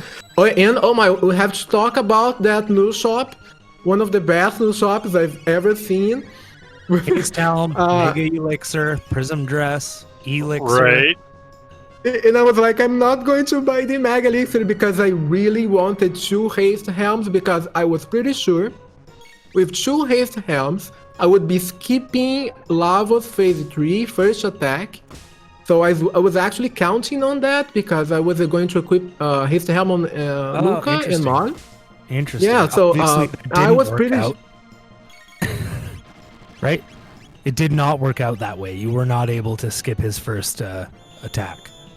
Oh, no, I mean Phase 3? Oh, Phase 3, sorry. Phase 3, yeah, because I knew he usually goes for like spell random status, And if I'm not fast enough, I'm not able to kill the center before that. And I was actually worried, but with 2 haste helms, you can skip the first attack from core. Yeah. So that's why I didn't even buy the Mega Elixir. I pointed out during your core fight that you used this strategy of putting I wasn't sure if it was a shield or a safe helm or a protect on Luca. Yeah, but shield. It was a shield. So you use this strategy, and I think the first person I saw do that was Averin in our community, and it's a brilliant strategy because you're able to output that Antipode 3 AoE and actually eat that counterattack without dying. So, I mean, you don't always see that, but it's an incredible strategy to watch. Yeah, and also because of the haste helms that worked out pretty well, I did buy a few elixirs because I wanted to use those elixirs for that strategy. I did some misclicks. I don't know if you guys saw that, but I hasted Mal. She was already hasted. That was my mistake. Yeah, we did miss that. I missed it. Okay.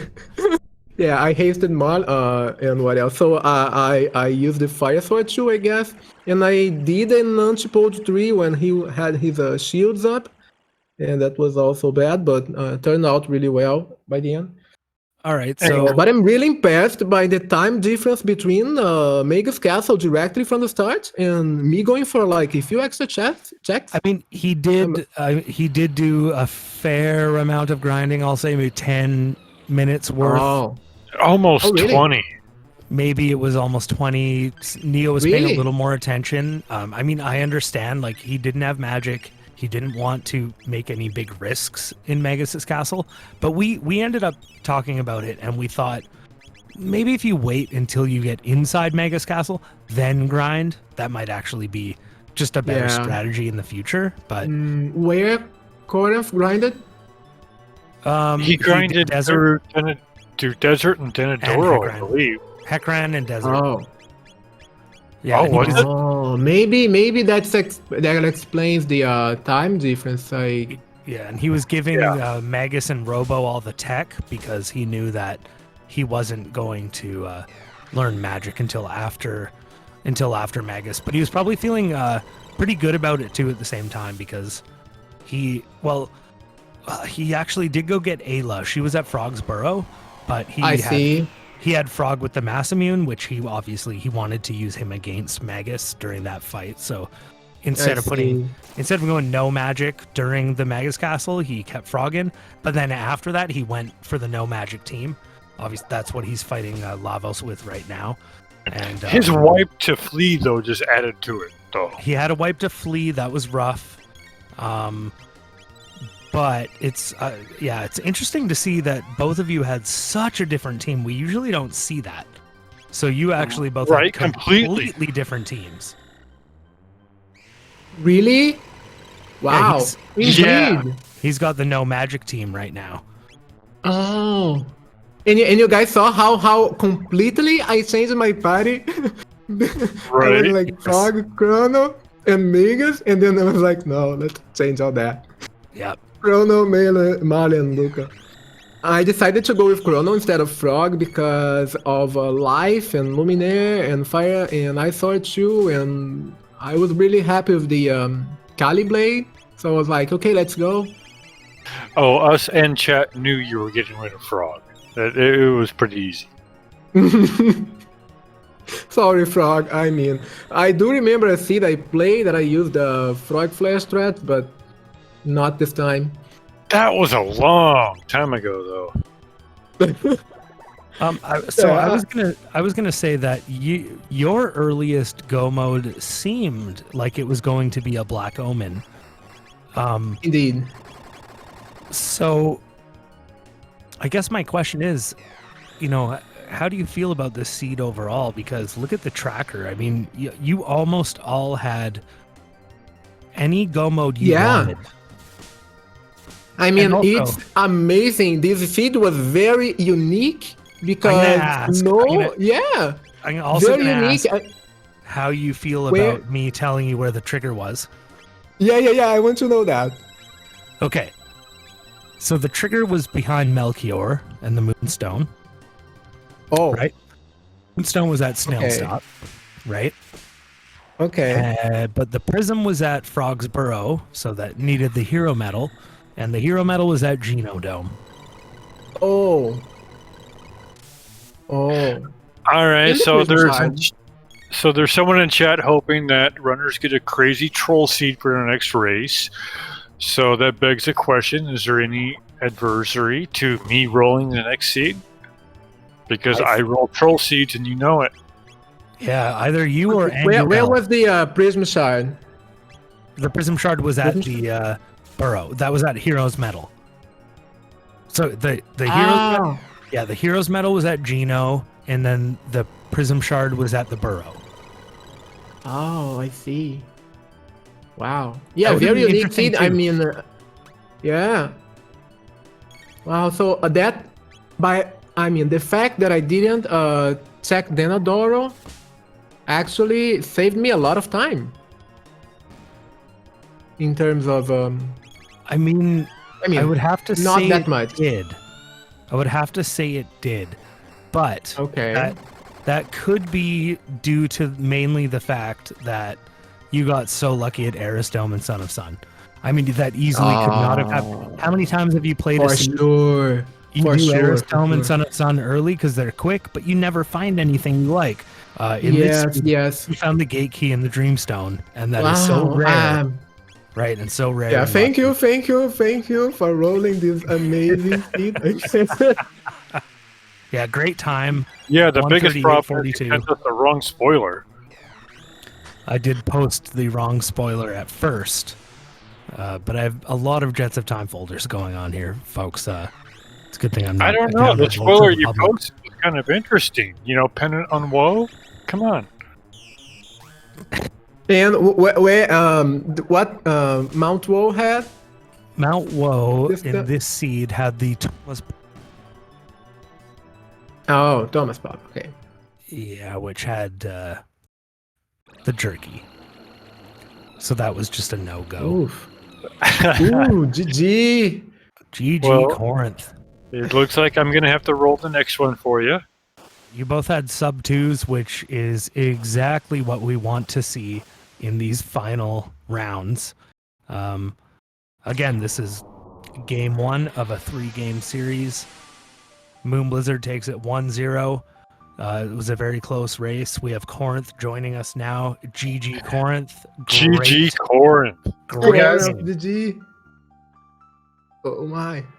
I'm sorry to tell you that you fell a little short there, but I absolutely loved your strategy just about every step of the way. So I am not. That was I was awesome. not surprised at all. The moment I saw the ruby knife at Xenon and the second piece of the Massa Moon at Denadoro, I was like, I have already lost to Moon. Moon has done so many more low-level Magus seeds than me. And as soon as I saw this, like I've lost by 7 and 8 minutes at least, and then I died to flee. okay, So- so if you had to guess, what would you say Moonblizzard's route was? If I had to guess, I'd say he did Cathedral. What do you think is in-game route? Did Xenon Bridge, went to Desert with the early damage, then did Denadoro, then went Hekran. Oh, probably didn't even do Oh, Hekran. wow. He didn't do Denadoro. Didn't do Denadoro. No. Oh, no. But here's what he did do. He did the pendant. He did Hekran first. You did Denadoro early. But with, of course, Hekran came pendant. And you know what he found there?